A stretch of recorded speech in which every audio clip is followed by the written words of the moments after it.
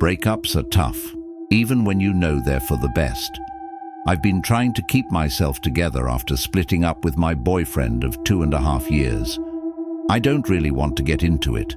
It wasn't messy or dramatic. We just weren't right for each other anymore. But that didn't make it any easier. Some days, it felt like everything reminded me of him. I'd been forcing myself to stick to no contact, telling myself that it was the healthiest way for both of us to move on. It was hard though, really hard. One of the things I missed most about us was playing pool together. It was our thing. I'm a pretty decent player, definitely better than average, but my ex, he was incredible. On his good days, he could pull off trick shots like it was nothing. 1 rail, 2 rails, banks, kicks, combinations. I'm pretty sure he was even learning a standard mess. We each had pool tables at home, but obviously we're young, and staying inside every night wasn't exactly ideal.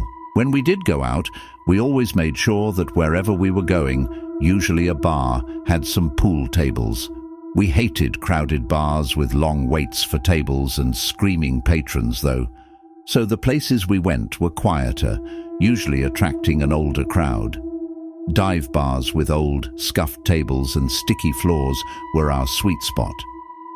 Obviously, you can't expect to find a regulation table in pristine condition at any bar, but the dive bars were definitely a better shout than rowdy college bars. We were usually the youngest people there, but we didn't care. At that point in our relationship, we had grown somewhat bored of the typical college, let's get plastered every night mentality. Plus, even though I'm kind of shy, my ex was pretty charismatic and would get along with anyone. Us not being total newbies at pool didn't hurt either. A few weeks ago, I found myself missing that part of my life more than usual. It was a random Wednesday though, so none of my friends were free. I didn't want to sit around the house feeling sorry for myself anymore, so I decided to head out to one of the bars we used to go to. I told myself it wasn't about nostalgia, that I just needed to get out. Believe me, I'm not the type of person, nor do I usually have the confidence to go out by myself. But I was feeling some type of way that night. The bar was exactly the same as I remembered. Dim lighting, worn-out stools, a jukebox in the corner. The familiarity was comforting, but it also stung. The memories came flooding back, and I almost turned around and left right then, but I forced myself to stay. After grabbing a few drinks, I wandered over to one of the pool tables and started idly chalking a cue. I'm not really sure what I was planning on doing there. Playing alone would have been a little odd. Luckily, my question was answered because a guy walked over. He was maybe in his mid-20s, the only person in the room even close to my age. He leaned against the table and asked if I was up for a game. I nodded and told him to rack them up. He put some money in the slot and started racking the balls. I laughed to myself as he racked them wrong, but I didn't say anything. We played a few rounds and I started to relax. He wasn't bad. Not as good as my ex, but not terrible. I wasn't going easy on him though. I won every rack we played. We chatted as we played, and he even bought me a couple of drinks. He was friendly enough, but it quickly became clear he wasn't the brightest guy in the world. I like sharp and quick-witted guys who can hold their own in a conversation. This guy? Not so much. Still, I didn't mind. It felt good to just play and talk and not overthink things for once. I was having a good time. After the 4th game, he popped the question, asking if I wanted to go back to his place. The question caught me off guard, but I guess I couldn't have been too shocked. I froze for a second before shaking my head. I tried to make it playful, saying he'd need a second date for that. In all honesty, I just didn't want to move so quickly. I guess I wouldn't have been totally opposed to taking things further with him, but a random Wednesday night wasn't the time for that. I guess I didn't do a good job turning him down though, because his entire demeanor changed. His smile dropped, and he literally started scowling at me. I was not prepared for what happened next. He said, "Are you serious?" and grabbed my wrist, saying something about spending all that money on those drinks. Before I could respond, he snatched my purse too. I had never been in a situation like that, so instead of screaming or fighting, I just kind of froze up. Even though we were in a public place, I was still terrified. Luckily, a couple of older guys at the bar noticed what was happening and stepped in. I'm honestly not sure what I would have done had they not. One of them told the guy to let me go. The guy glared at me, muttered something under his breath, and threw my purse back onto the table before storming right out of the bar. My heart was still racing, and I thanked those guys profusely for helping me out. That was it for me, though. I called an Uber and left the bar, still kind of shocked and trying to process what had just happened. I decided to close my eyes in the Uber. I must have fallen asleep because the next thing I remember is the Uber driver gently waking me up. We were parked across the street from my house. I thanked him, got out of the car, and started walking toward the door. As I rummaged through my bag for my keys, I impulsively checked my phone for the first time since leaving the bar. That's when I saw it, that god-awful notification. AirTag found moving with you. I nearly dropped my phone. My hands started to shake as I rummaged through my purse, tossing aside my wallet and makeup until my fingers brushed against something unfamiliar. I pulled it out and stared in disbelief. There was literally an AirTag in my bag. A wave of panic hit me, way worse than what I was feeling earlier. I was still standing in the middle of the street, so I threw it on the ground and stomped on it a bunch of times until I was sure it was broken. I fought back a scream and started breathing heavily. The cold wasn't helping. I needed to get inside. I looked around frantically, but the street was completely empty. Whoever had planted the AirTag, probably that guy from the bar, would know exactly where I was. Maybe not my exact house, but the street for sure. The houses on my street are large and spaced out, so he'd definitely be able to narrow it down.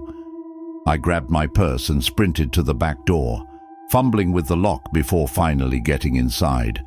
I slammed the door behind me and locked it, my heart pounding so hard it felt like it might burst. I was safe, but I couldn't stop shaking. I walked up to my room, wondering how I had gotten myself into this mess. Normally, I'm asleep by 10 p.m. and out cold for 9 or 10 hours, but there was no way I was going to sleep that night. I looked out my bedroom window, thinking maybe the scenery would lull me to sleep or something. As I was looking out the window kind of mindlessly, I noticed an old beat-up Lincoln drive slowly past my house. Nothing too unusual, but it was kind of late for cars to be driving on a residential road. But then it came back from the opposite direction, and I knew something was wrong.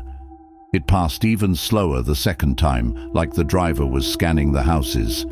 I didn't want to face the reality of the situation, but when it passed the third time, I had no choice. It was the guy. It had to be. He was trying to find my house. I wanted to scream again.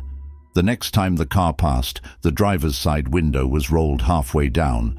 I wanted to call the police, but I didn't want that guy to know he was in the right area. I know that doesn't make any sense, but I was so scared and couldn't think straight. The next time the car passed, the driver's hand was hanging out of the window, holding something. It looked like a knife. And then, instead of driving past, the car stopped in the middle of the road, right across from my house. I ducked down, my heart beating a million beats a minute again. I stayed there, crouched below the window, too terrified to move. By the time I looked up, the car was gone. I waited for what must have been an hour, but it didn't come back. The next morning, I told my parents everything. My dad scolded me for not calling the police, but I told him I was too scared to. He called a buddy of his, a police chief, to ask for advice. His friend said there wasn't much they could do without more evidence or the car's plate number, which I hadn't been able to see. His friend told us to call the police immediately should we ever see that car again. I didn't leave the house for days. Even now, I'm really scared that he's waiting somewhere and he's going to see me enter or exit my house again. I haven't seen the car since though, so maybe the nightmare is over.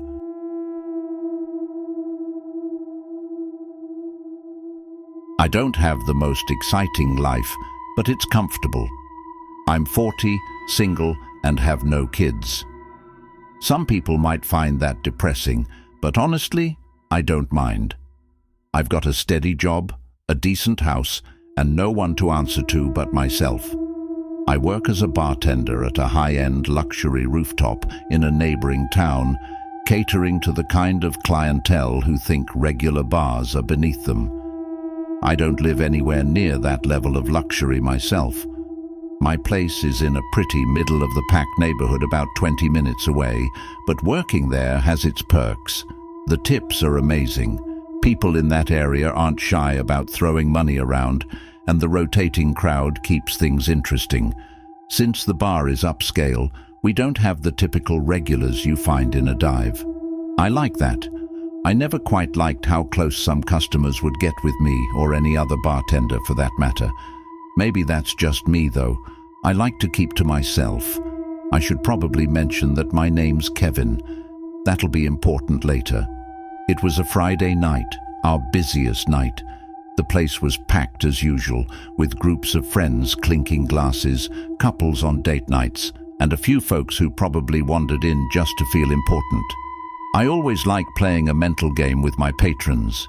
I try to figure out which ones are pretending to be something they're not. You can tell a lot about people by the way they order a drink. The ones who ask for complicated cocktails are usually trying to impress someone. The ones who order a whiskey neat, they've had a day. I had my eye on a couple at the end of the bar who were down to their last sips of wine. It's always better to offer a refill before they wave you down. I was in my groove, mixing drinks and chatting with customers, when I noticed someone walk in who definitely looked out of place. I clocked the guy immediately. He was clenching his teeth and scowling like he was furious. He had jet black hair that wasn't combed and sat like a bird's nest on his forehead. He was wearing a black hoodie under a faded leather jacket, which looked like it hadn't been cleaned in years. There were stains all over it, but none of that was as unsettling as his face. Like I said, he just looked so angry. He made a beeline for the bar, but he didn't sit down. He just stood there, staring at me. I wondered to myself how he had gotten past the doorman in the lobby. I cleared my throat and asked if I could get him something to drink, trying to keep my tone neutral despite the weird vibe he was giving off. He didn't answer right away, which was strange. He just kept glaring at me like he was getting ready to swing. Finally, he muttered that he wanted a double shot of Jaeger. I nodded, grabbed a glass and poured the shot. Jaeger isn't a drink we pour often here. Most of our patrons are likely to ask for something a little higher quality. But hey, if someone wants Jaeger, I'm not about to question their taste. I set the glass in front of him and moved on to serve a few other patrons. When I came back to charge him, he tossed crumpled cash onto the counter. That also threw me off. Hardly anyone pays in cash at this place. Again though, it wasn't my place to judge. The guy didn't say anything as I rang him up, and I was ready to move on when he spoke again. I still remember his exact words. "I knew I'd find you here, Kevin." I froze. My eyes snapped to his as I scrambled to process what he just said. I put the glass in my hand down and demanded to know how he knew my name. I didn't want to make a scene, so I kept my voice low, but I hoped he got the gist of how serious I was. He didn't answer my question, just stared at me with the same angry intensity. Finally, he said, "I know what you did."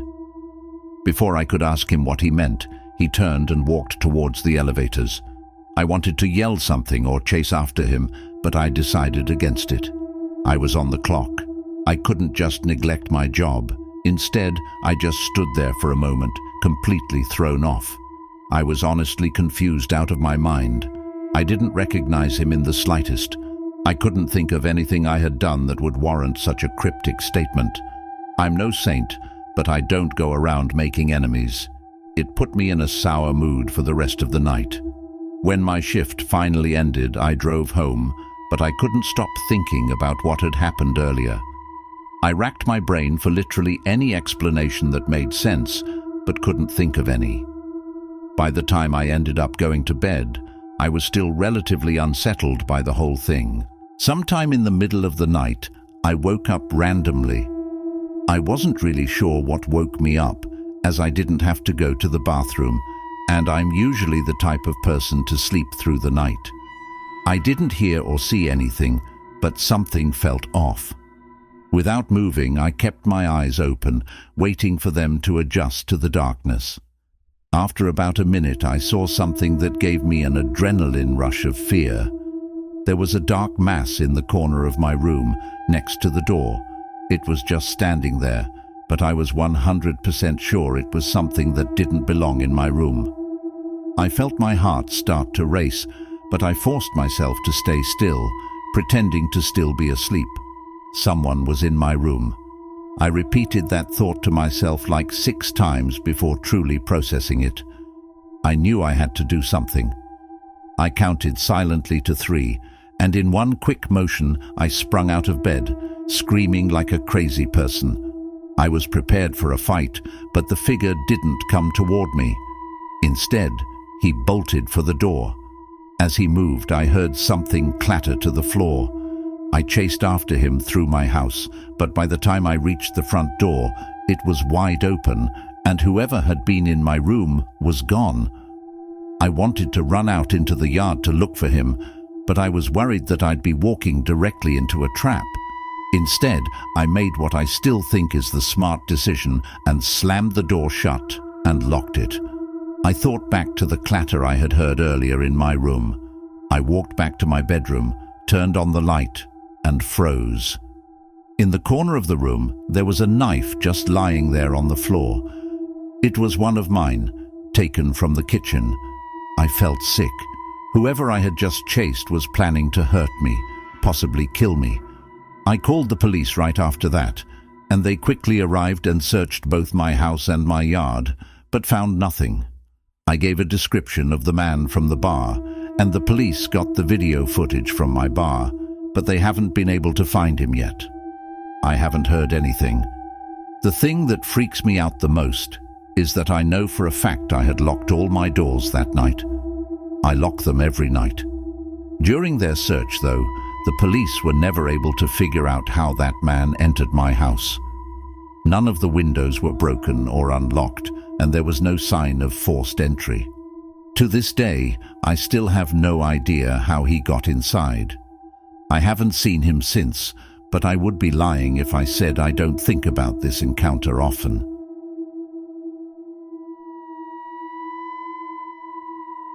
I work as a bartender at a bar and restaurant in a suburb just outside Baltimore. I'll do my best to explain the layout so the story makes sense. It's a busy place with a unique setup. There are no waiters, just bartenders like me and the cooks in the back. If you want to find food or non-alcoholic drinks, you have to order them at the bar, and when everything's ready, you grab it from the counter. I'm not sure why things are done that way, but I guess it has something to do with management being cheap and trying to avoid hiring waiters. Either way, it keeps things fast-paced, which I actually like. For whatever reason, the place is really popular, even though I personally don't think it's anything super special. The atmosphere is lively most nights, with great music, a buzzing crowd, and a standing area near the DJ booth where people gathered to dance and chat. The constant flow of customers and the high-energy vibe make the job fly by.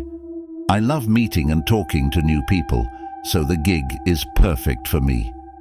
I would probably lose my mind if I had to wait long periods of time between serving guests, but that's just me.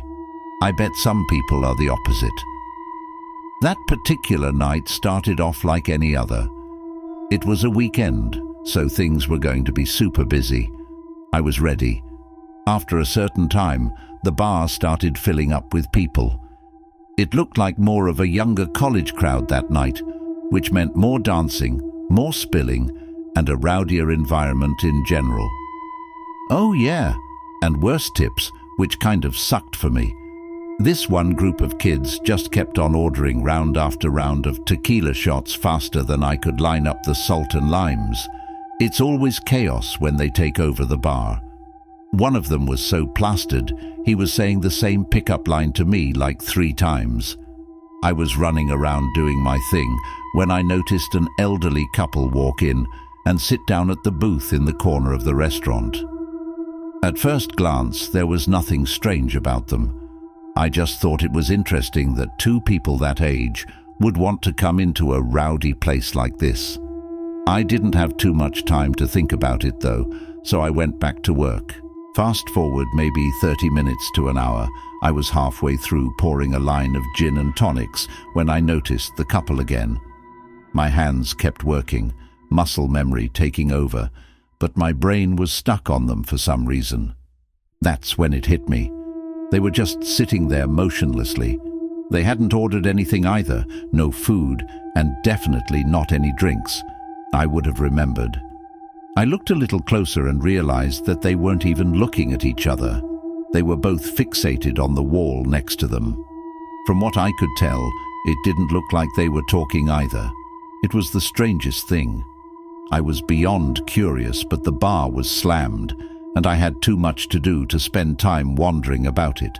I figured they might be waiting for someone or didn't realize how the place worked. Maybe they were waiting for a waiter to take their order. When I finally had a break, I decided to check on them myself. I walked over to the table and put on my most polite smile as I approached. Neither of them turned to face me.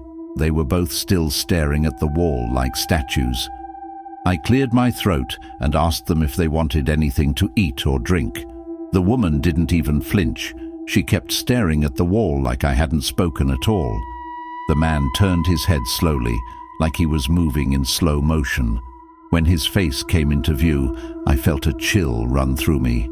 His skin was pale and wrinkled, and his eyes were almost sunken into his face completely. He didn't speak, just stared at me and shook his head once firmly but silently. Something about the way he looked at me made my stomach twist. I muttered something in response and quickly returned to the bar. I had the weirdest feeling in my gut after that. Those people looked like they didn't even belong in the century, let alone this bar. I didn't look over at that booth for a long time. Eventually things started to die down a little, and I remembered the couple. I glanced over impulsively, and I nearly dropped the glass I was holding. Both of them were staring directly at me now. I made direct eye contact with the woman, but she never averted her gaze. I don't think I'd ever been more uncomfortable at my job than I was in that moment. I looked away and pretended to be busy, trying not to freak out completely. By the time I glanced back again, the booth was empty. I was relieved. I was just glad that they were gone, as mean as that sounds. By the end of the night, I was still thinking about the whole thing as I wiped down the bar and closed up with my co-worker, Karen. I decided to ask her if she saw anything strange. She's, I guess, what you would call a vet. She's been working there for years and prides herself on noticing everything and everyone that comes through the doors. When I asked her about the couple, she gave me a confused look and said she didn't know what I was talking about. I looked at her blankly and told her I was talking about the elderly couple that was sitting in the corner booth. She shook her head and told me she didn't remember seeing anyone like that. She then jokingly asked me if I was hallucinating, which got a playful laugh out of me. But on the inside, though, I was losing it. I knew what I had seen. I asked her if she was sure, and she crossed her arms before listing at least 10 random people who had ordered food that night and what they were wearing. I laughed again and complimented her memory, but like I said before, I was dying on the inside. By the time we locked up, I started doubting myself. As I walked to my car, I noticed something that made me nearly drop my keys in fear. Across the street, there were two dark figures standing under a lone streetlight. I knew it was them. I wanted to scream, but the sound wouldn't come. I didn't wait another second. I jumped into my car, locked the doors, and sped out of the lot without another look. The drive home was awful. I was trying not to break down the whole time. I just kept repeating, "Oh my God," over and over. I had so many questions. Had Karen somehow missed them? Were those people even real? Was I going insane? I couldn't explain it. I thought I was going crazy. I wish this story had a resolved ending, but it doesn't. I never saw those people again. I never got any kind of explanation. I don't think I ever will.